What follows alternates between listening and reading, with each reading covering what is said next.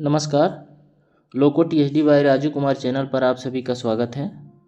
अभी तक जो मेरे चैनल को सब्सक्राइब नहीं किए हैं कृपया सब्सक्राइब कर दें, शेयर करें, लाइक करें, बेल आइकन जरूर दबाएं। बिलासपुर डिवीज़न में 4/10/2024 को CLI का एग्ज़ाम हुआ था। उसका फर्स्ट शिफ्ट में जो प्रश्न है उस प्रश्न को कवर किया गया है। सेकेंड शिफ्ट का हमने एक्सप्लेन करके वीडियो डाल रखा है। ये फर्स्ट शिफ्ट का वीडियो है जो पेपर हुआ था। इस पेपर में 1 से 100 क्वेश्चन कवर किए गए हैं, जिसमें इलेक्टिव पोर्शन, यातायात पोर्शन, CMS पोर्शन तथा DAR पोर्शन को तथा TRD पोर्शन को भी कवर किया गया है। आइए हम एक एक प्रश्न को एक्सप्लेन के साथ आंसर को देखते हैं।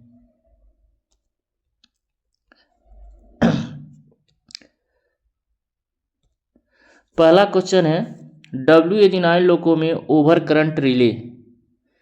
सुतियों WH9 में ओवर करंट रिले जो है वो लगा होता है, OCR होता है, OCR 78, जिसे हम ओवर करंट रिले बोलते हैं। इसका मैक्सिमम सेटिंग 360 एम्पियर होता है। जब ये 360 एम्पियर जैसे ही करंट पहुंचेगा आपका OCR 71 ड्रॉप हो जाएगा। ये आपका SB1 पैनल में लगा होता है। ये टारगेट टाइप का रिले होता है।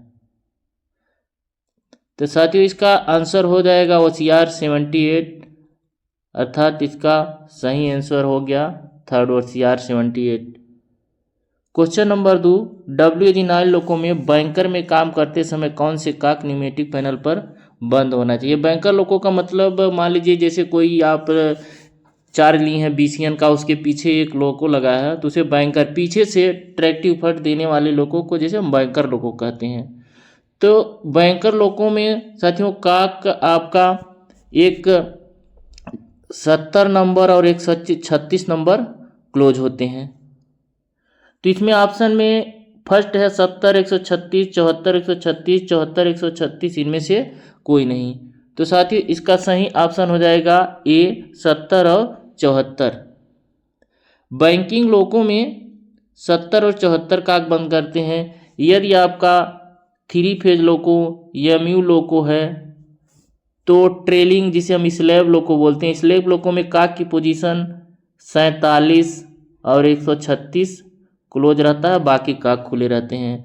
अब मान लीजिए साथियों इन्होंने आपका कपल लाइट इंजन बनाया, 3 फेज लोको का कपल लाइट इंजन बनाए हैं, तो उसमें काक की पोजीशन यदि MR या BC नहीं जुड़ा होता है तो 47 नंबर ओपन रहेगा, बाकी 70 नंबर, 136 नंबर और 74 नंबर सभी काक बंद रहते हैं। क्वेश्चन नंबर 3 लिखा, WH9 लोको में इंजनों में SS16 किस प्रणाली से संबंधित है। इस सब सिस्टम के बारे में बताया गया है। हमने पिछले में भी वीडियो में भी इसके सारे सब सिस्टम को डिस्क्राइब कर दिया था। जैसे आपका SS01 मेन पावर होता है, SS02 bogie 1, SS03 bogie 2, SS04 harmonic filter, SS05 hotel load, SS06 auxiliary converter 1, SS07 auxiliary converter 2, SS08 auxiliary converter 3, SS09 battery system, आपका SS010 ब्रेक सिस्टम हो जाता है, SS010 SS0 आपका 10 brake system, SS011 HB1 panel, SS012 HB2 panel, SS013 आपका cab 1 के लिए होता है, SS040 कैब 2 के लिए होता है, SS015 स्पीड फायर डिटेक्शन के लिए होता है, SS016 आपका हो जाएगा speedometer, SS017 FLG1 processor 1, SS018 FLG2 processor. तो साथियों हमको यहाँ पे आंसर देना है SS018, यानी इसका आंसर हो जाएगा SS0 प्रोसेसर FLG2, अर्थात सही ऑप्शन हो जाएगा C option. Question number 4, WH9 engine में बैटरी वोल्टेज कितने वोल्ट से नीचे आ जाएगा तो लोको शट डाउन हो जाता है। साथियों SS बैटरी में जब भी कोई दिक्कत आती है तो इसका फॉल्ट SS09 के सब सिस्टम में आता है। यदि बैटरी वोल्टेज आपका 92 वोल्ट 30 सेकेंड से अधिक समय तक होने पर आपका P2 का मैसेज आएगा। यदि बैटरी वोल्टेज 86 हो जाता है, 86 से कम होने पर आपका P1 का फॉल्ट आएगा। यदि बैटरी वोल्टेज 82 हो जाएगा तो P1 प्रायोरिटी 1 फॉल्ट के साथ आपका लोको शट डाउन हो जाएगा। तो आपका इस प्रश्न में पूछा है कि लोको शट डाउन हो जाएगा, तो अर्थात 82 वोल्ट पर P1 फॉल्ट आने पर P1 फॉल्ट के साथ लोको शट डाउन हो जाएगा, अर्थात आपका सही आंसर हो जाएगा 82 वोल्ट। क्वेश्चन नंबर 5, WAG9 इंजनों में पेंटो 2 को आइसोलेट करने के लिए पेंटो चयनकर्ता स्विच को स्थिति में रखना चाहिए। पेंटो स्विच के बारे में पूछा गया है। तो साथियों, इसका पेंटो सेलेक्टर स्विच को हम PSS85 के नाम से जाने जाते हैं। इसकी 3 पोजीशन होती है, ऑटो होता है, एक फर्स्ट होता है, एक सेकंड होता है। लेकिन CCB में देखेंगे फर्स्ट और थर्ड नहीं लिखा रहता है, पैन 1 पैन 2 लिखा रहता है। ऑटो पर यदि PSS85 ऑटो पर रहेगा तो हमेशा अपना पिछला पेंटो उठता है। तो इसमें पूछा गया है पेंटो नंबर 2 को आइसोलेट करना है। तो यदि ऑटो सेलेक्टर स्विच 1 पे रहेगा तो पैन 1 उठेगा, पैन 2 आइसोलेट रहेगा। यदि ऑटो सेलेक्टर सेकंड पर है तो पैन 2 उठेगा, पैन 1 आइसोलेट रहेगा। तो साथियों, इसके हिसाब से हम देखेंगे कि पैन 2 को आइसोलेट करना है तो ऑटो सेलेक्टर स्विच को हमको कहाँ रखना पड़ेगा, 1 पे, क्योंकि 1 पे रखेंगे तो पैन 1 उठेगा, 2 इलेक्ट्रिकली आइसोलेट हो जाएगा। और पूछा इसके काक, तो काक तो हम तो सीधे काक पैन 1 के लिए पैन 1 बंद करते हैं, पैन 2 के लिए पैन 2 बंद करते हैं। तो इसका सही ऑप्शन हो जाएगा आपका थर्ड ऑप्शन, यानी ऑटो सेलेक्टर स्विच को 1 पे रखेंगे तथा पैन 2 काक को बंद करेंगे। क्वेश्चन नंबर 6 दिया है कि WAG9 लोको में ब्रेक परीक्षण के दौरान लोको में कितने न्यूटन तक नहीं बढ़ना चाहिए। तो हम इसका सभी लोको का ब्रेक फील टेस्ट कैसे करते हैं। बीपी आपका 5 kg बना होना चाहिए, SA9 अप्लाई होना चाहिए। यदि आपका WAG9 या P7 लोको है तो 150 kN देने पर लोको मूव नहीं करना चाहिए। यदि WAP5 लोको है तो 100 kN ट्रैक्टिव फट देने पर लोको मूव नहीं करना चाहिए।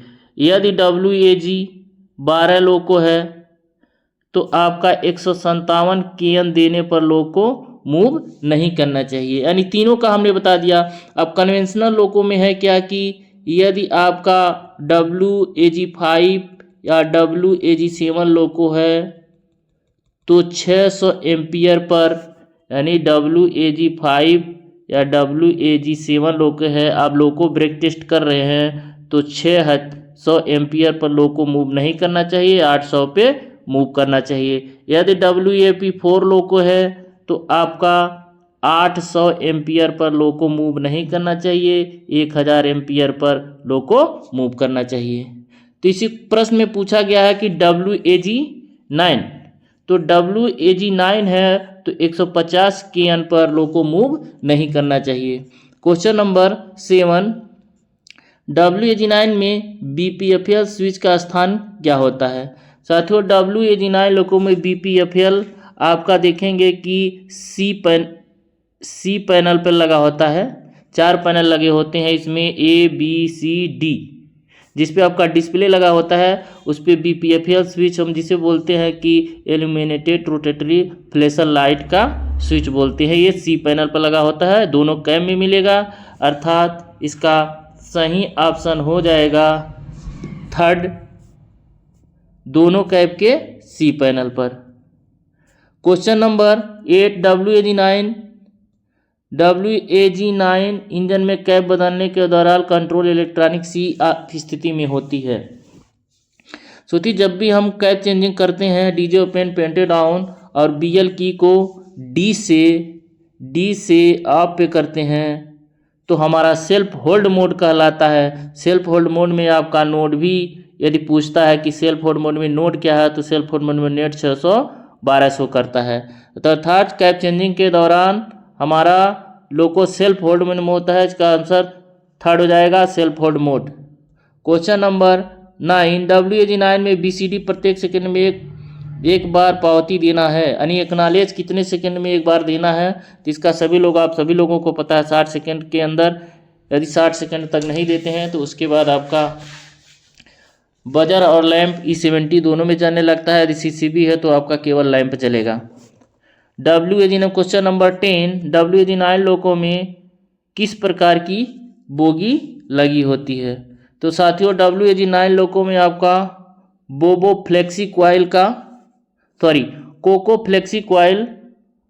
फ्लेक्सी टाइप का बोगी लगी है। तो इसका ऑप्शन हो जाएगा आपका सी। क्वेश्चन नंबर 11, WAG9 लोको में थ्रॉटल से संचालन से पहले स्क्रीन पे नोट डिस्प्ले सुनिश्चित किया जाना चाहिए। साथियों हम नोट के बारे में बता देते हैं। थ्रॉटल को कब ऑपरेशन में लाना चाहिए। तो साथियों जैसे नोड 504 आता है तो पेंटो रेज करते हैं, नोड 550 आता है तो VCB क्लोज करते हैं, नोड 570 आता है तो रिवर्सल को फॉरवर्ड करते हैं, नोड 590 आता है तो आप थ्रॉटल मूव करते हैं। तो इसका आंसर हो जाएगा 590। तो सही ऑप्शन इसका हो जाएगा FLG 590। क्वेश्चन नंबर 12, WAG9 इंजनों में BL चाबी को D से ऑफ स्थिति में करने पर ब्रेक स्वचालित रूप से।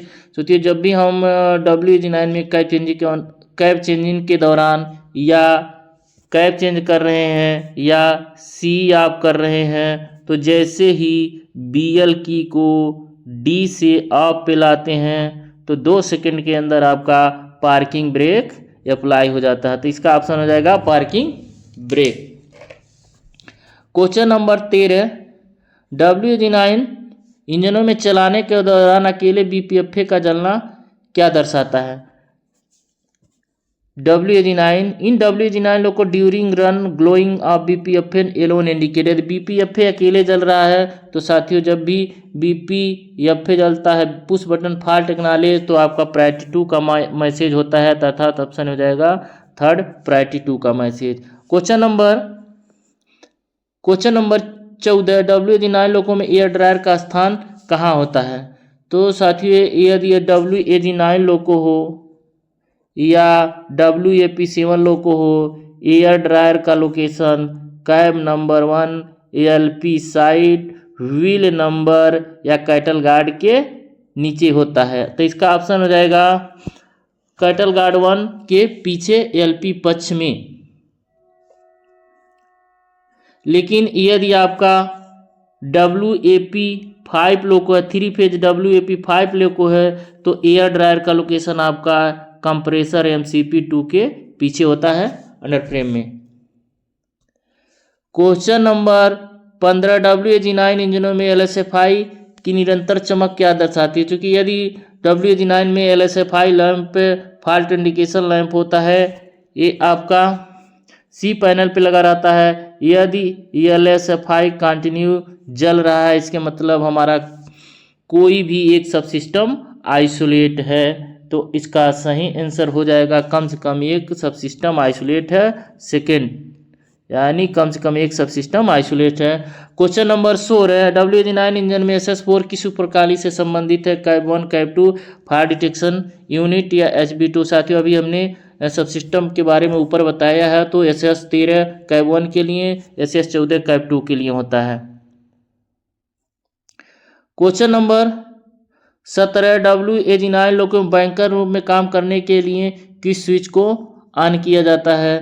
तो क्वेश्चन नंबर 17 में साथियों जेडमैन स्विच होता है। जब बैंकिंग का प्रयोग करते हैं बैंकर लोगों में जेडमैन स्विच के जेडमैन ये नॉर्मल में ऑफ रहता है। जब बैंकिंग बनाते हैं लॉन्ग हॉल के रूप में लोगों का उपयोग पीछे करते हैं तो इस जेड बाइन स्विच को ऑन करते हैं। इसको ऑन करने के लिए VCB ओपन करके जेड बाइन स्विच ऑन करने हैं और पॉपअप मैसेज आएगा लोकेज बैंकिंग मोड। तो यानी हम किस स्विच को ऑन करते हैं, जेड बाइन स्विच को। क्वेश्चन नंबर 18 WAG9 इंजन में बोगी 1 ट्रैक्शन कन्वर्टर को आइसोलेट करने के लिए किस स्विच को किस स्थिति में रखते हैं। तो साथियों बोगी आइसोलेशन स्विच WAG9 लोको में 154 होता है। यदि बोगी 1 को आइसोलेट करना है तो 1 पे रखते हैं, 2 को आइसोलेट करना है तो 2 को पे रखते हैं। नॉर्मल पोजीशन इसका N होता है और एक पोजीशन और होता है 1 और थर्ड। इसका प्रयोग मल्टीपल लोको में जब अगला लोको फेल हो जाए, VCB क्लोज नहीं होता तो उस कंडीशन में 1+ को थर्ड पे रखें। तो इसमें पूछा है बोगी 1 को आइसोलेट करना है तो 154 स्विच को किस पोजीशन पे रखेंगे, ये आपका SB1 पैनल में लगे होते हैं। 154 को हम 1 पे रखेंगे तो इसका सही ऑप्शन हो जाएगा 1। क्वेश्चन नंबर 19 WAG9 में हार्मोनिक फिल्टर रेजिस्टेंस कहाँ लगे हैं। हार्मोनिक फिल्टर रेजिस्टेंस का हमने हार्मोनिक फिल्टर के बारे में एक वीडियो बना के रखा है, उसमें सभी प्रश्न आपको मिल जाएंगे। फिर भी हार्मोनिक फिल्टर जो होते हैं साथियों बता देते हैं। इसके हार्मोनिक रेजिस्टेंस जो छत पे लगे होते हैं, लोगों की छत पे लगा होता है। कैपेसिटर इसका FB बॉक्स के बीच में लगा होता है। इसके कंडक्टर FB क्यूबिकल के अंदर ही लगे होते हैं और इसके काक न्यूमेटिक पैनल पर लगे होते हैं। तो लोको की छत पर इसका ऑप्शन सही हो जाएगा, लोको की छत पर। क्वेश्चन नंबर 20 WAG9 लोको में emergency stop push button switch का स्थान कहाँ होता है। तो ये इमरजेंसी पूछा है। WAG इमरजेंसी जिसे हम लोग बोलते हैं BPEMS push button for emergency, ये आपका साथियों 3 फेज लोको में ये पैनल पे मिलता है दोनों कैब में। ये पिछले यदि वर्किंग कैब का नॉन वर्किंग कैब का BPMS स्विच इनएक्टिव रहता है, दबाने से कोई फर्क नहीं पड़ता है। BPMS स्विच दबाने से आपका पेंटो डाउन हो जाता है, VCB ओपन हो जाएगा, पेंटो डाउन हो जाएगा और BP प्रेशर भी ड्रॉप हो जाएगा, ऑटो फ्लैशर लाइट भी जलने लगेगी। तो इसका ऑप्शन हो जाएगा दोनों कैब के A पैनल पे। तो इसका सही ऑप्शन हो जाएगा A। क्वेश्चन नंबर 21 WAG9 में जब पार्किंग ब्रेक लगाए जाते हैं तो पार्किंग ब्रेक गेज में कितना प्रेशर शो करता है। पार्किंग ब्रेक, तो जब हम पार्किंग ब्रेक लगाते हैं, पार्किंग ब्रेक WAG9 लोको में जब पार्किंग ब्रेक लगाते हैं तो PB गेज में आपका प्रेशर 0 दिखाएगा। यदि अप्लाई कंडीशन में यदि पार्किंग ब्रेक रिलीज है तो 6 kg प्रेशर शो करता है। तो इसका ऑप्शन हो जाएगा A 0 kg। Question number 22 nor brake system में WAG9 इंजनों में रियर कैब में मोड स्विच की स्थिति क्या होती है। रियर कैब अर्थात नॉन वर्किंग कैब में मोड स्विच तो साथियों CCB 2.0 जिसे हम बोलते हैं, उसके मोड स्विच की पोजीशन 4 होती है। एक टेस्ट होता है और एक लीड होता है और एक ट्रेल होता है और एक HLPR होता है। BP लीकेज टेस्ट करने के लिए इसके स्विच को हम टेस्ट पे रखते हैं, वर्किंग करते हैं तो लीड पे रखते हैं। नॉन वर्किंग कैब का ये मोड स्विच ट्रेल पे रखते हैं। यदि हम बैंकर लोगों का प्रयोग कराते हैं HLPR स्विच को, मोड स्विच को HLPR पे रखते हैं। तो इस स्विच का इस प्रश्न का सही आंसर हो जाएगा ट्रेल पे। क्वेश्चन नंबर 23 WAG9 लोको की अधिकतम अनुमेय गति क्या होती है। साथियों WAG9 लोको की अधिकतम अनुमेय गति 100 होगा। यदि WAP7 है तो इसका 130 होगा और WAP5 लोको है तो 160 kmph होगा। Question number question number 24, WG9 engine में स्विच 152 के लिए प्रदान किया गया है।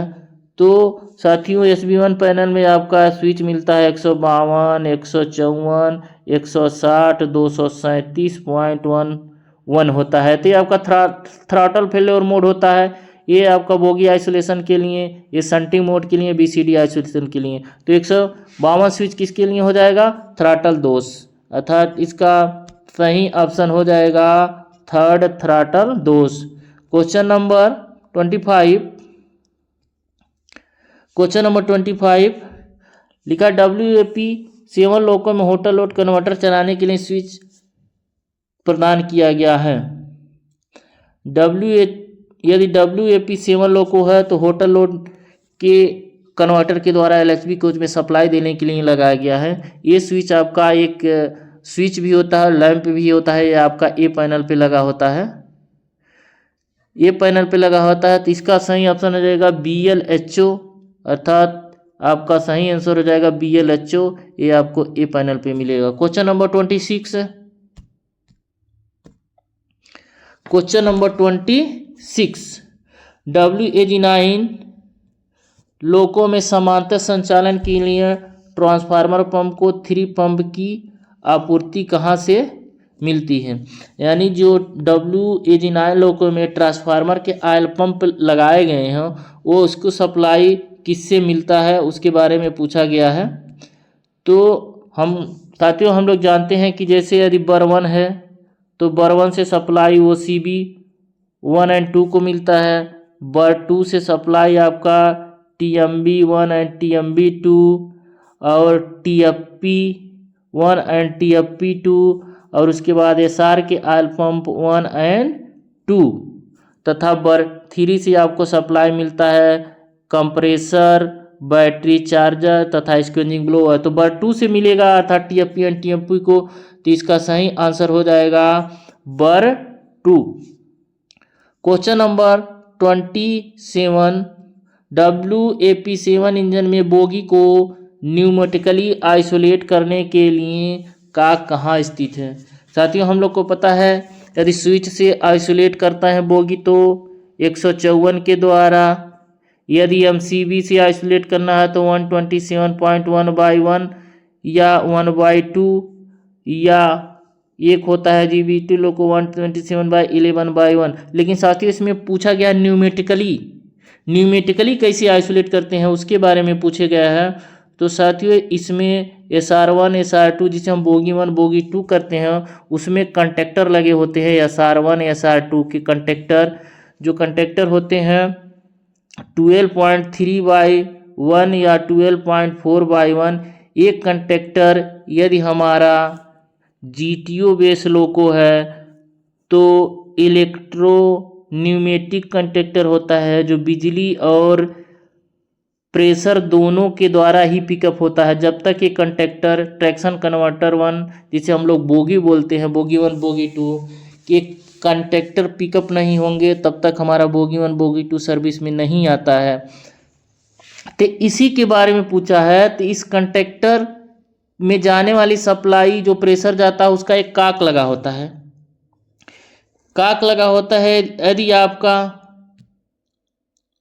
यदि E70 ब्रेक सिस्टम है तो SR1 SR2 के काक न्यूमेटिक पैनल पर बाएं साइड बगल में 4 काक मिलते हैं। जैसे SR1 के, SR2 के, FC के और WFL, ये 4 काक मिलते हैं। इन काक का ओपन कंडीशन हॉरिजॉन्टल होता है सभी का। यदि आपका CCB ब्रेक पैनल है तो आपको न्यूमेटिक पैनल पर बाएं साइड पर TC1 TC2 तथा FC काक के रूप में मिलेगा। इसकी खुला पोजीशन ओपन होता है, एक दूसरे के अपोजिट होते हैं दोनों ब्रेक पैनल में। तो इस काक को बंद करके हम बोगी 1 को न्यूमेटिकली आइसोलेट कर सकते हैं।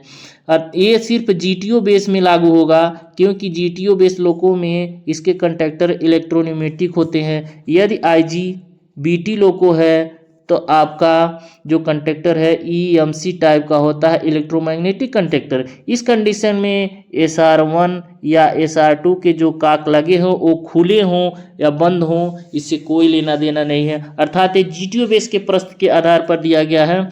अर्थात बोगी को आइसोलेट करने के लिए हमको किस काक को बंद करना पड़ेगा, वो है मुख्य कंप्रेसर के ऊपर न्यूमेटिक पैनल SR के पीछे कैब1 यानी न्यूमेटिक पैनल पर लगा होता है। क्वेश्चन नंबर 28, WAG9 लोको के नए पहिए का व्यास कितना होता है? तो साथियों WAG9 लोको का नए पहिए का व्यास 1092 होता है। यदि कंडम हो गया है तो उसका 1016 होता है। WAG9 WAG7 इंजन में BPS को दबाते हैं तो BP प्रेशर त्वरित निर्धारण के लिए, क्विक चार्जिंग के लिए, जैसे BP प्रेशर होल को बढ़ा देता है, वो एक बाल्ब लगा होता है मैग्नेट बाल्ब 5 mm के होल को बढ़ा देता है। तो जैसे ही BPSW स्विच दबाते हैं तो BP तेजी से चार्ज होता है। तो ये इस मैग्नेट बाल्ब का रोल होता है। In WAG7 loco BPSW press बाल्ब energise for the quick reaction of BP pressure. Question number 30, WAG7 इंजनों में यदि रेक निर्माण के दौरान BP प्रेशर लीकेज होता है तो सिग्नल लाइन पर लैंप चमकेगा। तो इसका कहने का मतलब है कि इन WAG loco during the rake formation BP pressure leakage, BP pressure में यदि लीकेज है तो कौन सा लैंप जलता है? तो साथियों LSDJ नहीं जलेगा, LSP नहीं जलेगा, व्हील स्लीप का लैंप होता है। और LSCF signalling lamp for air flow indicator का है। LSB आपका Q50 का सिग्नलिंग लैंप है। तो इसलिए इस कंडीशन में आपका ये लैंप जलेगा LSAF। Third number question number next 31, WAG7 engine में Q45 रिले कॉइल में अर्थ फॉल्ट होता है तो कौन सा फ्यूज मेल्ट करेगा? तो साथियों Q45 की सप्लाई CCDJ फ्यूज से मिलती है। CCDJ से निम्न को सप्लाई जाती है Q45, C118 तथा MTDJ तथा EFDJ।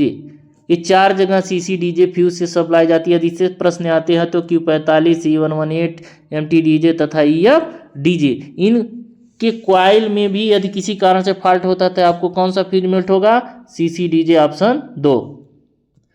क्वेश्चन नंबर 32, लिखा है WAG7 इंजनों में किस रिले के ऊर्जामान द्वारा ऑटो सेंडिंग की जाती है? अर्थात ऑटो सेंडिंग रिले या व्हील स्लीप रिले हम लोग जानते साथियों कि Q48 रिले होता है।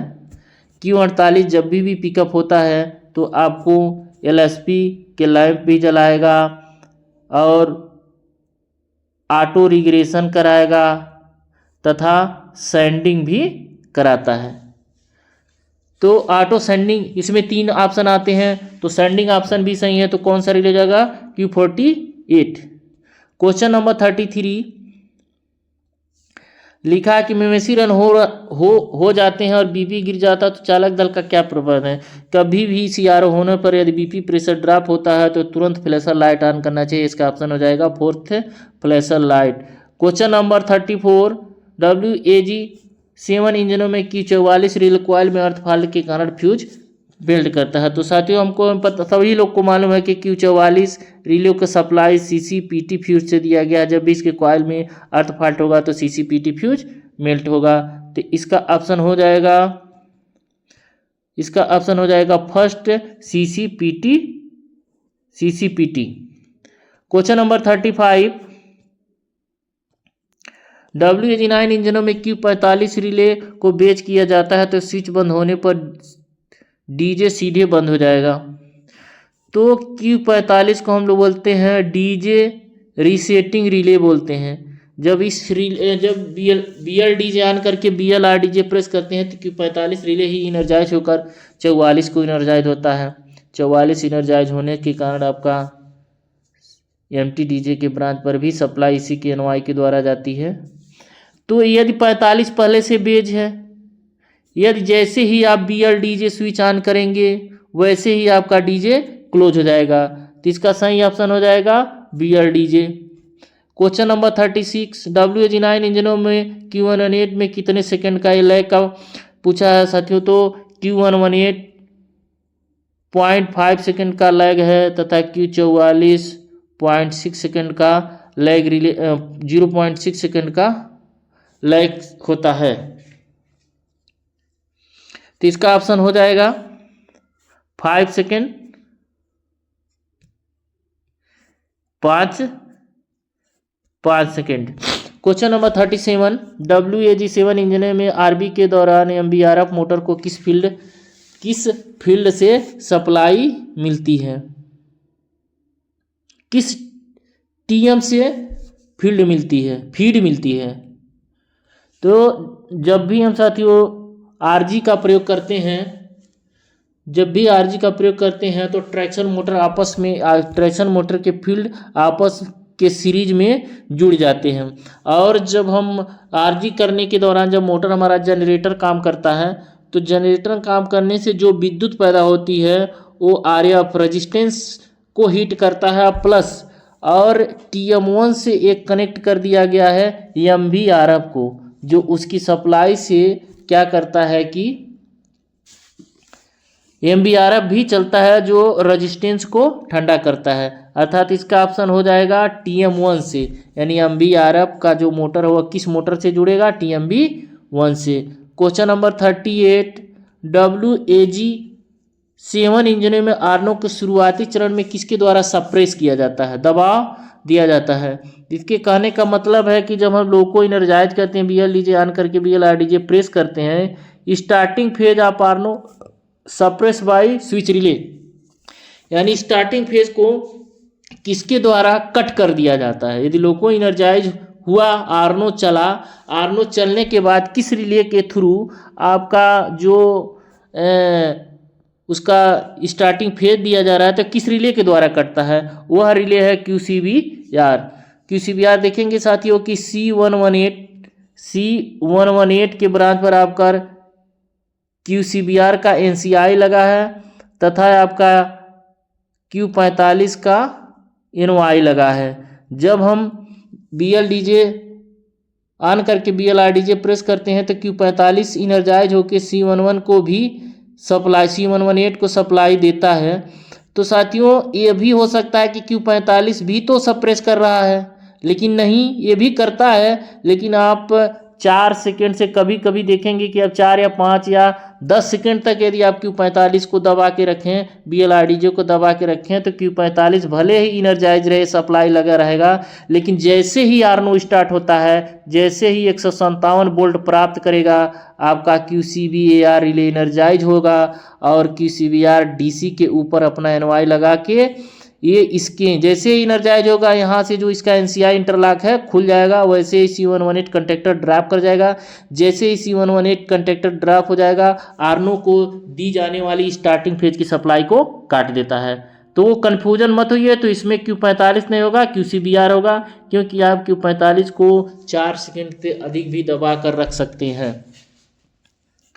तो इसका ऑप्शन हो जाएगा QCBR, क्योंकि इसमें कोई निश्चित नहीं है कि आप 4 ही सेकंड दबाएं, पता चला आप 5 सेकंड तक दबा दें, उस कंडीशन में QCBR नहीं लगा रहता तो आर्नो का R1 रेजिस्टेंस R118 रेजिस्टेंस जल सकता है। इसलिए उसकी स्टार्टिंग फेज को काटने के लिए QCBR रिले लगाया है। QCBR का वहाँ पे NCI लगाया है कि C118 की सप्लाई को काट दे। क्वेश्चन नंबर 39, WAG9 इंजन में QD रिले द्वारा निम्नलिखित में से कौन सी क्रिया की जाती है। अर्थात QD जिसे हम बोलते हैं करंट डिफरेंस रिले। ये QD क्या है, करंट डिफरेंस रिले होता है, जो QD1 TM2 और 3 के बीच जुड़ा रहता है तथा QD2 3, 4 और 5 के बीच जुड़ा रहता है। मोटर नंबर 2 और 3 के बाद QD1 तथा QD2 मोटर नंबर 4 और 5 की जब इन दोनों में करंट का डिफरेंस 160 एम्पियर से अधिक होता है, तो ये QD इनर्जाइज होकर Q48 रिले को इनर्जाइज कराता है। Q48 रिले इनर्जाइज होकर क्या करता है कि Q51 को रिले को इनर्जाइज कराएगा। तो आपका कुछ नाच तक आपका जब तक इनर्जाइज बने रहेगा, नाच को रिग्रेस कराएगा। Q48 का काम है भी, इसके पहले हमने बताया Q48 का काम सेंडिंग भी कराएगा। तथा LSP Q48 के through LSP wheel sleeping lamp भी जलेगा, अर्थात इसका सही ऑप्शन हो जाएगा उपरोक्त सभी। क्वेश्चन नंबर 40, WAG 24 सीरीज वाले इंजनों में UMI-2B का स्थान कहाँ होता है? तो साथियों न्यूमेटिक पैनल पर लगा होता है। क्वेश्चन नंबर 41, WAG 7 इंजनों में RPS प्रतिरोध को मोटर द्वारा ठंडा किया जाता है। ये RPS प्रतिरोध जो रेजिस्टेंस होते हैं, ये आपको देखेंगे कि हाई टेंशन कंपार्टमेंट में जो आपका MV, जिसको हम बोलते हैं MVRH, ट्रांसफार्मर के तेल को ठंडा करने वाले ब्लोअर को MVRH बोलते हैं। MVRH ट्रांसफार्मर के ऊपर एक ऐसे जाली टाइप का लगा रहता है, वहाँ पे RPS लगा रहता है। RPS जो लगे हैं, इनको ठंडा करने किसके द्वारा ठंडा होता है? तो जो हमारा MVRH मोटर है करता क्या है कि देखेंगे कि कॉरिडोर नंबर 2 में जब देखेंगे कि जाली जहाँ लगी है ट्रांसफार्मर के, इस जाली के थ्रू जैसे हम लोग को बताया जाता है कि इनिशियल में MVRH की जांच करने के लिए कागज़ का टुकड़ा जाली पे लगाते हैं तो ये हवा को घिसता है। जब MVRH चलता है तो ये रेडिएटर लगे हुए हैं, इस रेडिएटर में होता क्या है कि ट्रांसफार्मर के ऑयल तेल सर्कुलेट करते हैं और इसके पीछे ब्लोअर है। ब्लोअर जब हवा खींचता है तो रेडिएटर के थ्रू, फिंस के थ्रू हवा अंदर खींचता है, तो रेडिएटर भी ठंडा होता है, अर्थात ट्रांसफार्मर का तेल भी ठंडा होगा। और हवा खींच के ये ऊपर ऐसे एग्जिस्ट लगा रहता है, जो इस एग्जिस्ट के RPS के थ्रू होके ऊपर चला जाता है, अर्थात रेडिएटर को ठंडा करने के साथ साथ RPS जो रेजिस्टेंस लगा, परमानेंट रेजिस्टेंस जो लगे हैं, इनको भी ठंडा करते हुए बाहर निकल जाता है। अर्थात RPS को ठंडा करने वाला ब्लोअर मोटर हो जाएगा MVRH। आपका 3rd number. Question number 42, WAG 5 लोको में यदि RB एप्लीकेशन के दौरान TM6 फील्ड में अर्थ फॉल्ट होता है तो कौन सी रिले कार्य करेगा? तो जब भी देखेंगे साथियों, जैसे हमारा ये RSI 1 हो गया, RSI 2 हो गया, इसी के थ्रू से जैसे एक्साइटेशन के लिए जो जब हम RB का प्रयोग करते हैं तो हमारा मोटर जो है वो जनरेटर का काम करता है। जनरेटर का काम करता है तो इसके फील्ड को एक्साइटेशन करने की आवश्यकता होती है, एक्साइटेशन करंट दिया जाता है। तो एक्साइटेशन करंट देने के लिए RSI 1 ब्लॉक या RSI 2 ब्लॉक को एक ATFX ट्रांसफार्मर लगा के वोल्टेज को स्टेप डाउन करके इस मोटर में जो करंट दी जाती है तो RSI 1 से दी जाती है, RSI 2 से, ब्लॉक से, यानी किस ब्लॉक से दिया गया उसके बारे में पूछा है। तो देखेंगे साथियों कि जैसा कि ट्रैक्शन पावर सर्किट सभी लोग पढ़े होंगे, ऐसा नहीं है, तो RSI ब्लॉक यदि WAG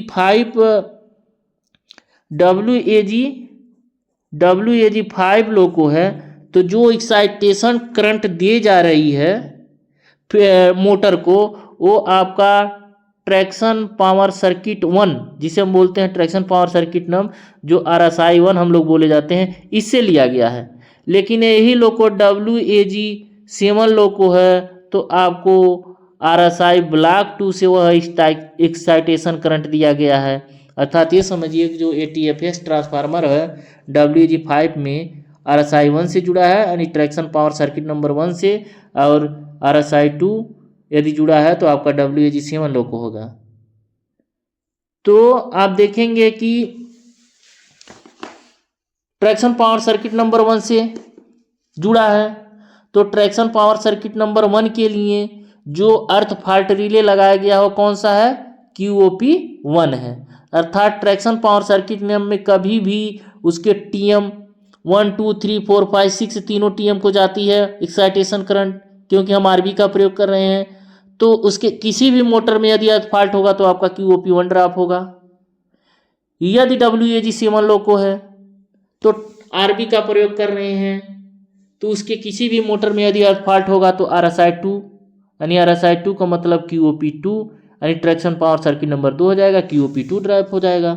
तो WAG 5 लोको है तो अर्थ फॉल्ट होगा किसी भी मोटर में तो आपका QOP1 ड्रॉप होगा। क्वेश्चन नंबर 43, WAG-7 इंजन में न्यूट्रल सेक्शन पार करने के बाद ICDG का अनुभव होता है तो कौन सा फ्यूज की जांच करना चाहिए? CCPT ये तो हो नहीं सकता, क्योंकि यदि CCPT चलती गाड़ी में मेल्ट होगा तो लोको शट डाउन हो जाएगा, यानी डीजे ओपन हो जाएगा, पेंटो डाउन हो जाएगा। CCDG या CCPT ये भी नहीं हो सकता है, एडिशनल CCBA या CCPT या CTG। इसका ऑप्शन हो जाएगा एडिशनल CCBA और CCBA, क्योंकि चलती गाड़ी में यदि एडिशनल CCBA और CCBA मेल्ट होगा तो लोको पर कोई प्रभाव नहीं पड़ेगा, सिर्फ बैटरी चार्ज नहीं होंगे। लेकिन जैसे ही डीजे ओपन करेंगे दोबारा डीजे क्लोज नहीं होगा और ICDG का अनुभव मिलेगा। क्वेश्चन नंबर 44, WAG-7 लोको में मेन ट्रांसफार्मर की क्षमता कितनी होती है? तो साथियों WAG-7 लोको में मेन ट्रांसफार्मर की क्षमता 5400 kV होता है। तो इसका ऑप्शन हो जाएगा ए। यदि आपका WAG-5 है तो WAG-5 है तो इसके ट्रांसफार्मर की रेटिंग 3900 kVA, या WAP-1 है इसका भी 3900 kVA, WAG-7 या WAP-4 के ट्रांसफार्मर की रेटिंग आपका 5400 होता है। क्वेश्चन नंबर 45, स्टैटिक कन्वर्टर से लैस WAG-7 लोको में कौन सा अतिरिक्त सुरक्षा रिले लगाया गया है? ताकि जो हमारा टारगेट टाइप के रिले होते हैं, जो जैसे हम लोग जानते हैं कि टारगेट टाइप रिले होते हैं QA, QOP1, QOP2, QRSI1, QRSI2, QLA, QLAM। तो यदि आपका SIB लोको है तो उसमें एक रिले और लगा दिया गया है QSIT, ये भी टारगेट टाइप का रिले होता है। जब भी SIB में इंटरनल या एक्सटर्नल फॉल्ट आता है तो QSIT रिले इनर्जाइज होके डीजे को ट्रिप करा देता है और आपका पहले टर्न पर LSSIT लैम्प भी जलेगा। क्वेश्चन नंबर 46, पैंटोग्राफ को 3 चरणों में नीचे या ऊपर उठाने के लिए WAG-7 इंजनों में कौन सा वाल्व? साथियों सभी को पता होता है कि थ्रॉटल वाल्व 3 स्टेप में पेंटो को प्रेशर भेजता है। क्वेश्चन नंबर 47, WAG-7 इंजनों में अतिरिक्त CCABA का उद्देश्य क्या है? जो एडिशनल CCABA फ्यूज लगाया गया है वो बैटरी के पॉजिटिव सिरे को ही सुरक्षा करता है। क्वेश्चन नंबर 48, GR को मैनुअल के रूप में संचालित करने के लिए ZSM-GR हैंडल को स्थिति से बाहर निकालते हैं। साथियों ये जब हम GR का मैनुअल कंट्रोल करते हैं, एक देखेंगे साथियों जहाँ पर GR का हम प्रेशर देखते हैं गेज में 2 से 3.5 kV, उसके ऊपर एक शाफ्ट लगा होता है और उसमें खांचे भी बने रहते हैं। एक शाफ्ट होता है और एक नीचे SMGR शाफ्ट होता है, वो इस तरह का होता है। 1 नाच, 2 नाच, 3 नाच, 4 नाच, 5 नाच ऐसे लिखा रहता है और यहाँ भी एक शाफ्ट रहता है। तो साथियों जब भी हम लोगों का चार्ज लेते हैं तो देखते हैं कि जो हैंडल होता है जिससे हम GR का मैनुअल करते हैं उसे ZSM-GR हैंडल बोलते हैं और इस शाफ्ट को हम बोलते हैं ZSM-GR शाफ्ट, इसको बोलते हैं SM-GR शाफ्ट। तो देखेंगे कभी कभी इस शाफ्ट में आपका हैंडल ऐसे लटका हुआ मिलता है, ये निकलता नहीं है, लॉक रहता है इसी में। तो इसके बारे में पूछा है। तो जब भी हम GR का मैनुअल कंट्रोल करते हैं तो सारी सेफ्टी अपनाने के बाद जब हम कॉरिडोर नंबर 2 में आते हैं तो इस SM-GR हैंडल को जो 6 बजे के पोजीशन में लगा है इसको ऐसे घुमाते हैं तो ये 3 बजे के पोजीशन में आने के बाद इसको हम बाहर निकाल लेते हैं। जब इसको हम बाहर निकाल लेते हैं तब इस हैंडल को हम ZSM-GR शाफ्ट में 6 बजे की पोजीशन में लगाते हैं। यदि एक नाच लेना है तो क्लॉकवाइज, एक नाच घटाना है तो एंटी क्लॉकवाइज 0.6 के अंदर घुमाते हैं। तो ये हैंडल आपको लगा हुआ भी मिल सकता है, नहीं भी मिल सकता है। यदि लगा है तो इसको सीधे घुमाइए, 3 बजे में निकाल लीजिए। यदि किसी कॉरिडोर में रखा है, कैब में रखा है तो लाइए इसको 6 बजे के पोजीशन में इसमें लगाइए, 3 बजे में घुमा के निकाल लीजिए। तो यही पूछा है कि मैनुअल करते समय ZSM-GR हैंडल, इसी ZSM-GR हैंडल बोलते हैं, इसी ZSM-GR शाफ्ट बोलते हैं। तो 3 बजे के पोजीशन में उसको हम निकाल लेते हैं। तो अर्थात इसका ऑप्शन क्या हो जाएगा 3 o'clock। क्वेश्चन नंबर 49, WAG 5 ब्लॉकों में BA2 या BA3 पैनल के रिजर्वायर, अर्थात साथियों ये पूछा गया है कि जो आपका BA पैनल 1 के लिए जो प्रेशर जाता है वो किस कंट्रोल रिजर्वायर से जाता है। जो आपका J1 J2 तथा CTF लाइन कंडक्टर पिकअप कराने के लिए कंट्रोल रिजर्वायर का प्रेशर जाता है, तो कंट्रोल रिजर्वायर से प्रेशर जाता है, तो आपका इसका हो जाएगा कंट्रोल रिजर्वायर। इस कंट्रोल रिजर्वायर में आपका MR3 का प्रेशर जाता है, यानी MR3 का प्रेशर कंट्रोल रिजर्वायर में, और कंट्रोल रिजर्वायर का प्रेशर आपका जाएगा J1 J2 के लिए, SMGR शाफ्ट के लिए तथा CTF के लिए, लाइन कंडक्टर के लिए, शंटिंग कंडक्टर के लिए जो सारे प्रेशर जाते हैं वो कंट्रोल रिजर्वायर एक CR लगाता है जो अंडर फ्रेम में लगा रहता है, अर्थात इससे जाएगा। क्वेश्चन नंबर 50, मेमू रेक में ट्रेलर कोच में कितने ट्रैक्शन मोटर लगे होते हैं। साथियों इसका आइडिया नहीं है, इसको आप लोग देख लीजिएगा। रेलवे जोन में विद्युत निरीक्षण रेलवे जोन में विद्युतीय निरीक्षण कौन होता है, तो इसका ऑप्शन हो जाएगा PCEE, principal chief electrical engineer. Next 52, WAG 9 WAG 7 engine में BCD को इनमें से किस काक के माध्यम से आइसोलेट किया जाता है। साथियों BCD आइसोलेट करने का तो काक नहीं है, बट उससे संबंधित पूछा है तो IP काक हो जाएगा, क्योंकि IP काक को बंद करने से BCD आइसोलेट नहीं होता है। ये सिर्फ आपका जब BCD ऑपरेट होगा, तो BCD ऑपरेट होता है तो BP प्रेशर इसी IP वाल्व के थ्रू ड्रॉप होता है। BCD ऑपरेट होगा लेकिन आपका BP प्रेशर नहीं ड्रॉप होगा, तो इससे संबंधित यही है। ये तो बाकी MB4 R6 तथा BF इलेक्ट्रॉन नहीं है, तो इसका ऑप्शन IP हो जाएगा।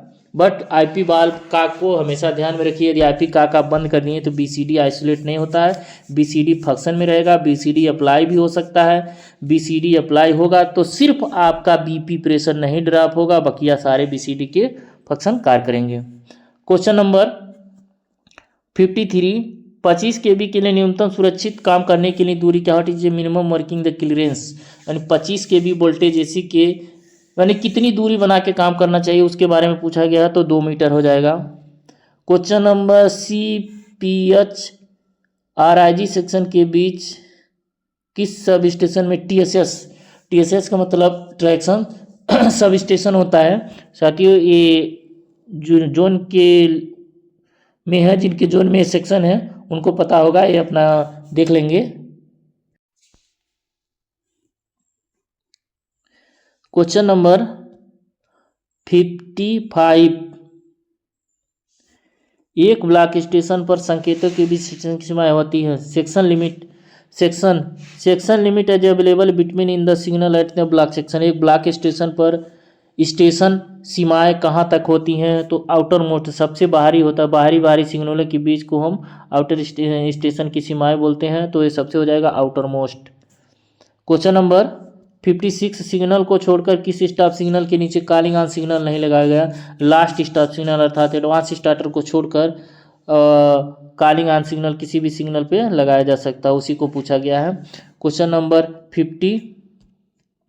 57, जब भी डिस्टेंस सिग्नल एक पीली रोशनी प्रदर्शित होती तो पहलू क्या दर्शाता है, तो साथियों जब भी एक पीला होता है तो हम कासन जिसे बोलते हैं, सावधानी का पालन करते हुए। क्वेश्चन नंबर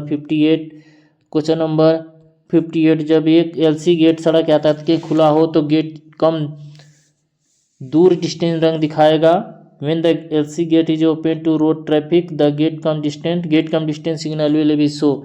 भले ही वो डिस्टेंस सिग्नल गेट में डिस्टेंस सिग्नल हो, डिस्टेंस में गेट सिग्नल मिड हो, तो गेट लाल हो तो आपका संकेत लाल दिखाएगा।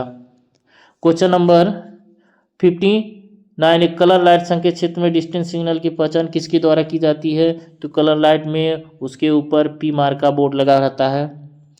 क्वेश्चन नंबर 60, जब अनुदेशिक के निर्देश के तहत अनुमति नहीं दी जाती है तथा लूप लाइन की मैक्सिमम गति कितनी हो जाती है। जब तक कोई अनुमोदित विधि निर्देश नहीं दी जाती तब तक मैक्सिमम 30 kmph की लूप लाइन की होती है। क्वेश्चन नंबर 61, मेमू ट्रेनों में किसी दाहिने हाथ से सभी संकेतों का आदान प्रदान छूट गई है एलपी को, क्योंकि मेमू ट्रेन में अकेले ही एक मोटरमैन होता है, तो उसके लिए छूट दी जाती है, वो एलपी होता है। क्वेश्चन नंबर 52, एक बाधित लाइन पर एक ट्रेन पास करने के लिए जहां कोई कॉलिंग सिग्नल और सिग्नल पोर्ट से टेलीफोन उपलब्ध नहीं है, एलपी को प्राधिकृत किया जाता है। तो T509 अवरोधी लाइन पर गाड़ी के लिए, T511 सिग्नल रहित लाइन से गाड़ी प्रस्थान करने के लिए, T510 सिग्नल रहित लाइन पर गाड़ी लेने के लिए, T512 होता है कॉमन स्टार्टर। कॉमन लाइन से सिग्नल रहित कॉमन लाइन पर जो कॉमन लाइन बनी होती है, सिग्नल नहीं लगा है, उसकी गाड़ी प्रस्थान के लिए T512 दिया जाता है। तो अवरोधित लाइन पर गाड़ी लेने के लिए आपका ऑप्शन हो जाएगा T509। क्वेश्चन नंबर है, गार्ड को लोको में आने के लिए इंजन व्हिसिल कोड क्या होता है? तो इसका ऑप्शन हो जाएगा 2 लंबी 2 छीटी। गार्ड को इंजन पे बुलाने के लिए इसका एक साथियों कोड होता है कि लंबे लंबे पाँव से इंजन पे आ जाइए, यानी 2 लंबी 2 छोटी, यानी लंबे लंबे होते हुए लंबी गाड़ी यानी पीछे हैं या आप आगे आ जाइए, तो 2 लंबी 2 छोटी। क्वेश्चन नंबर 64, यदि किसी कलर लाइट सिग्नल टिमटिमा रहा है तो बबलिंग कर रहा है, तो कम से कम या तो सबको ही बताया जाता है, यदि कोई सिग्नल बबलिंग कर रहा है तो 60 सेकंड इंतजार करिए, यदि 60 सेकंड के बाद भी वो बबलिंग कर रहा है तो दोष पूर्ण माना जाता है। क्वेश्चन नंबर 65, लाइट इंजन है कपल लाइट इंजन में लोगों की डेड लाइट मार्कर की स्थिति होना चाहिए। साथियों, लाइट इंजन हो कपल लाइट इंजन हो तो आपको मार्कर रेड मार्कर लाइट को ऑन करके ले जाना चाहिए। क्वेश्चन नंबर 66, सिग्नल साइटिंग समिति में अर्थात सिग्नल साइटिंग के समिति में जो बैठते हैं, जो शामिल होते हैं, उसमें कौन कौन से होते हैं? LI SI और TI होते हैं, अर्थात इसका ऑप्शन हो जाएगा सेकेंड LI SI और TI। Question number 67, TSL car के दौरान एलपी को कौन सा फॉर्मेट? TSL मतलब temporary in single line working. जब डबल लाइन में एक लाइन बाधित हो जाती है किसी कारण से या काम चलता है तो सिंगल लाइन वर्किंग की जाती है, तो उसे ही TSL बोला जाता है। इसमें फार्म आपको दिया जाता है TD 602, आपका ये TC 602 आपका हो जाता है कि TA 602 बाधित लाइन में रिलीफ इंजन लाने के लिए TA 602 जाता है, और TB होता है कि सिंगल लाइन में टोटल इंटरप्शन कम्युनिकेशन फेल हो जाता है तो TB 602 जाता है। डबल लाइन में कम्युनिकेशन फेल होता है तो TC 602 दिया जाता है। क्वेश्चन नंबर 68, स्वचालित स्टॉप सिग्नल की पहचान मार्कर बोर्ड से की जाती है, अर्थात उस पर A मार्का लगा रहता है। क्वेश्चन नंबर 69, राहत लोको या ट्रेन दिन रात किसी किमी घंटे से प्रतिबंधित गति से चलाई जाती है, तो इसका ऑप्शन होता है 15/10 के एम्पियर्स। क्वेश्चन नंबर 70, सावधानी संकेतक बीजी ट्रांस पॉइंट से पहले कितने मीटर लगाया जा सकता है? ये साथी होता है 1200 मीटर। यदि एलपी बिना प्राधिकार के ब्लॉक सेक्शन में प्रवेश करता है और बाद में अपने एलपी को एक मेमो के साथ पीछे से एसएम को भेजता है तो वह क्या होता है?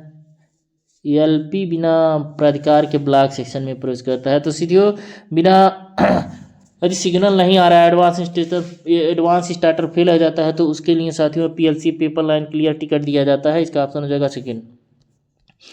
क्वेश्चन नंबर 72, किसी भी परिस्थिति में ट्रेन को किस प्रकार के पॉइंट को पार नहीं करना चाहिए? तो टेल थ्रू पॉइंट को पार नहीं करना है दुर्घटना नियमावली के अनुसार। क्वेश्चन नंबर 73, दुर्घटना नियमावली के अनुसार सांकेतिक दुर्घटना में होते हैं स्पैड होता है, एवर्टेड कोलिजन होता है, ब्लॉक नियमों का उल्लंघन हो जाएगा, अर्थात इसका ऑप्शन हो जाएगा थर्ड। क्वेश्चन नंबर 74, सांख्यिकी उद्देश्य के लिए दुर्घटनाओं को किस A और 2 अक्षरों को छोड़कर A से R श्रेणियों तक वर्गीकृत किया गया? तो ये साथियों भी सभी लोग को पढ़ाया गया है कि I और O अक्षरों को छोड़कर सभी को शामिल किया गया है, I और O को छोड़कर ऑप्शन हो जाएगा फोर्थ। क्वेश्चन नंबर ये दुर्घटना के प्रकार हैं, जैसे दिया जाता है A type, A class, B class, C class, D class, E class. सिर्फ इसमें I और अक्षर को नहीं लिया गया, बकिया A से R तक सभी दुर्घटना के वर्गों को विभाजित किया गया अक्षरों के माध्यम से। क्वेश्चन नंबर 75, दुर्घटना नियमावली के अनुसार ट्रेन में कोलिजन टक्कर दुर्घटना की श्रेणी में आते हैं। तो साथियों सभी एक थोड़ा सा कोड बनाया गया है। ए में आता है एवॉर्डेड कोलिजन, बी में आता है बर्निंग, सी में आता है क्रॉसिंग यानी एलसी गेट पे जो दुर्घटना होती है, ये डी से आता है डिरेलमेंट, ई से होता है स्ट्रा। तो एवॉर्डेड कोलिजन से पूछा गया है, तो ट्रेन को टक्कर, एवॉर्डेड कोलिजन जिसे टक्कर दुर्घटना की श्रेणी में होता है, तो इसका ऑप्शन हो जाएगा ए।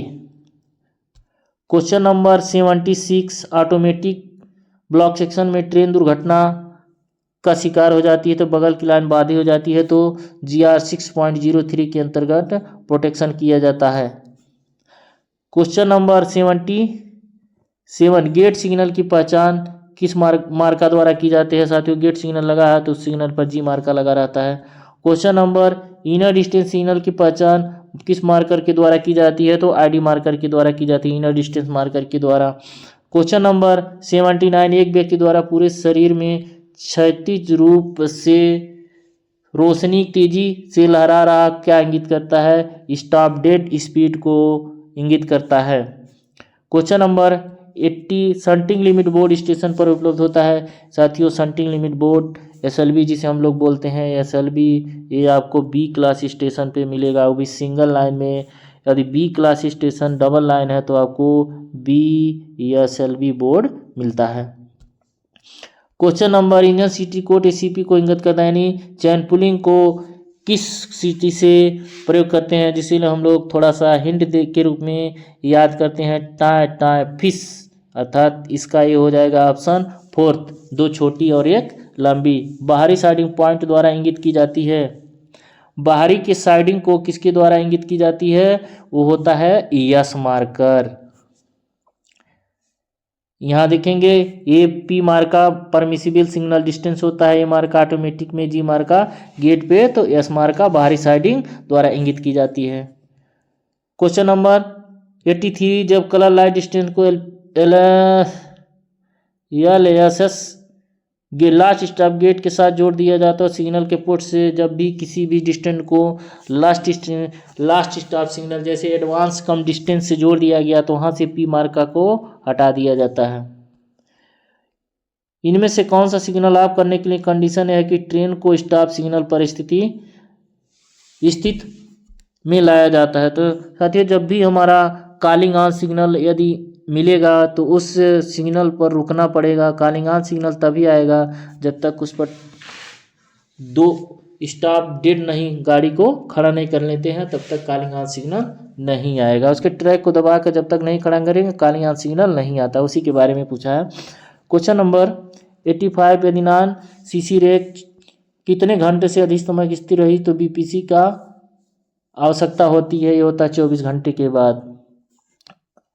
क्वेश्चन नंबर 86, क्षैतिज स्थिति में DB आइसोलेट की हैंडलिंग क्या होता है।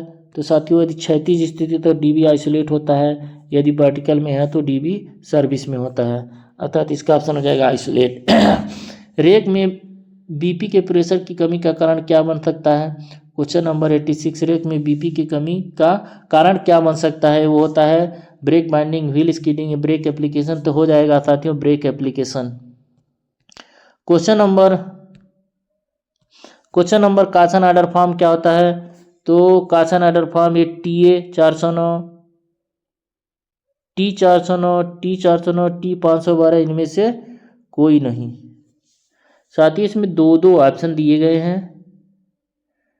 T 409 कासन आर्डर तो T 409 होता ही है, तो ऑप्शन इसका अंतर 1 2 दोनों में सेम दिया है। तो हम लोग जानते हैं कि कासन आर्डर फॉर्म T 409 होता है। नील आर्डर कासन TA 409 होता है तथा रिमाइंडर TB 409 होता है।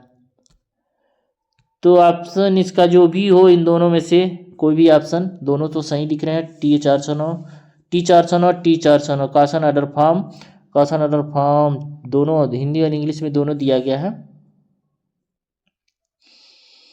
क्वेश्चन नंबर 89, बाहरी साइडिंग के बारे में विस्तृत कार्य निर्देश में शामिल किए जाते हैं। SWR स्टेशन वर्किंग रूल में शामिल किया जाता है। यह क्या हो जाएगा? SWR। क्वेश्चन नंबर, डिटोनेटर के विस्फोटक के बाद LP सावधानी से कितनी मीटर दूरी जाता है? साथियों सभी लोगों को बताया गया है कि 1.5 किमी तक सावधानी पूर्वक जाते हैं, उसके बाद नॉर्मल स्पीड से गाड़ी ले जाते हैं। WAG9 लोको में काम करते समय यदि लोको पीछे वाले लोको में पार्किंग ब्रेक लगा हुआ है तो दोनों लोको में ट्रैक्शन आएगा, लेकिन पीछे वाले में नहीं आएगा। दोनों लोको में ट्रैक्शन आएगा, लेकिन DDU में पार्किंग ब्रेक लगने का संदेश आएगा। दोनों लोको में ट्रैक्शन नहीं आएगा। इसका ऑप्शन हो जाएगा थर्ड, दोनों लोगों में ट्रैक्शन नहीं आएगा पार्किंग ब्रेक लगा है तो। रनिंग स्टाफ को 1 महीने में कितना आराम मिलता है? तो साथियों 4 30 आवर रेस्ट मिलता है। यदि 22 घंटे का रेस्ट लेते हैं तो 5 होता है। तो इसका दोनों ऑप्शन सही हो जाएगा। रेलवे कर्मचारी नियत के तहत बनाने वाले सक्षम पदाधिकारी कौन होता है? तो ये होता है साथियों भारत के राष्ट्रपति होता है।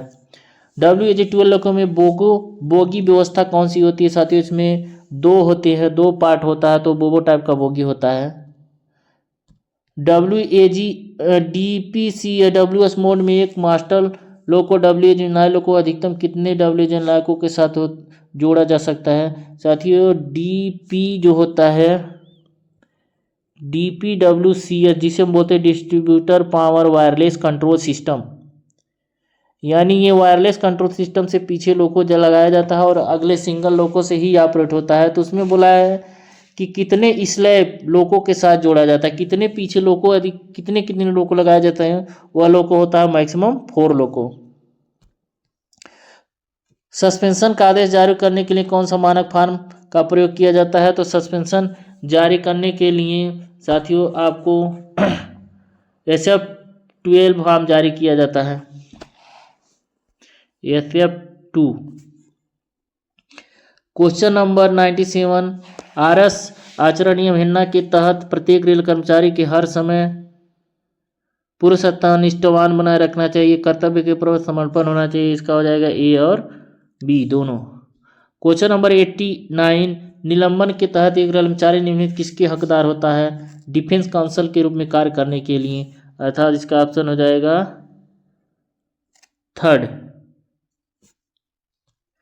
क्वेश्चन नंबर 99, अनुशासक कार्यवाही पर माइनर पेनल्टी चार्जशीट लेने के लिए SF11 होता है और मेजर SF5 होता है, अर्थात इसका आंसर हो जाएगा SF11। क्वेश्चन नंबर 100, SCCR में कितने बिंदु हैं? साथियों ये आप जिस डिवीजन से पेपर है बिलासपुर डिवीजन से, उस डिवीजन में ही देख लीजिएगा कि कितने भी लगे हैं। धन्यवाद साथियों। ये वीडियो अच्छा लगा तो लाइक करें, शेयर करें, बेल आइकन जरूर दबाएं।